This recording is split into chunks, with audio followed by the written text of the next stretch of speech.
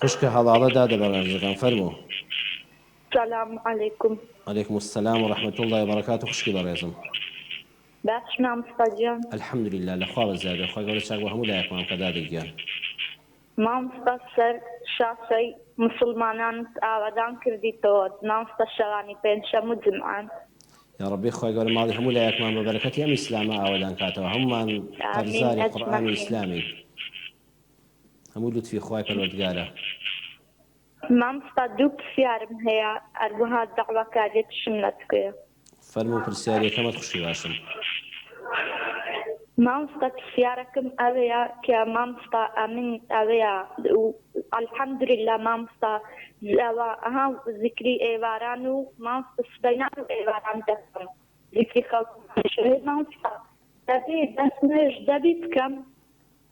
بەڵێ تەواو پرسیارەکەت گەیشت. هەروەها لە کاتی سووڕی مانگانەش مامۆستا دەبی بکەم ئەو ذیکرانە. ئەها مامۆستا قل والله أحد الله قل أعوذ برب الناس قل أعوذ برب الفلق. بلى مامۆستا پرسیاری دووەمیشم ئەوەیە.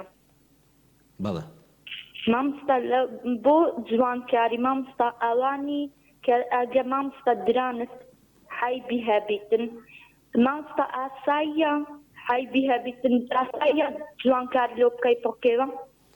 عفوم کە پرسیاری دووەمت خوشکی باشم زۆر باش حاڵ نەبوو جوانکاری بۆ چی بکەی؟ لۆ ددانت مامۆستا ئەگە حەیبی هەبی. بەڵێ جوانکاری بۆ دان. بەڵێ بەڵێ جوانکاری دان بەڵێ. بەڵێ مامۆستا ئەگە حەیبی هەبی ئایا مامۆستا گوناحە یاخود دەبیتن بکەی؟ بەسەر چاو جواب دەدەمەوە بەسەر چاو.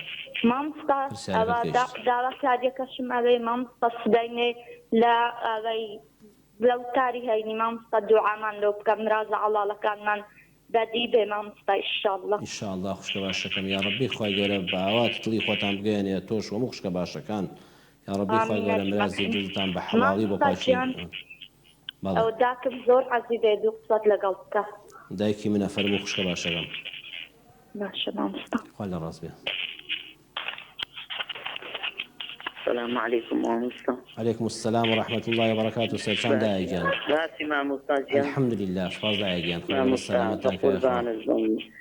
سدیانێ وتاری جمعەیە لە غودوێ مامۆستا خێرت دەنگاتێ بە قورئان زۆر نخۆشم و زۆر هێلاتم زۆر نخۆشم بێزارم خێرت دەگاتێ هەموو برێر پێشی غودوەی پێیامریش دەکەم لۆ قڕکەنەوە لۆ دەختۆری خێریان دەگاتێ زۆر نخۆشم ساحیب کۆمەرە مندارەشیمە مامۆستا گیان هیچمان نییە فەقیری نەبوونین خێرت دەگاتێ وڵا هیچمان لە مارێدانێ بۆ مایەی لەسەر ئەو بابەتەش قسە دەکەم دایکی خاتو هەڵاڵە بەسەر چاو.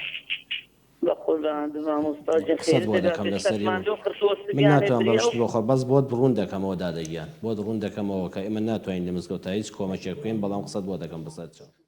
خوشکە هەڵاڵە فەرمووی زیکری بەیانیان و ئێواران بەبێ دەستنوێش بەڵێ دروستە زیکری ئێواران و بەیانیان لە سۆڕی مانگانەدا بەڵێ دروستە بەڵام قل أعوذ برب الفلق و ناس و قل هو الله أحد و ئەوانە لە سۆڕی مانگانەدا مەیان خوێنە.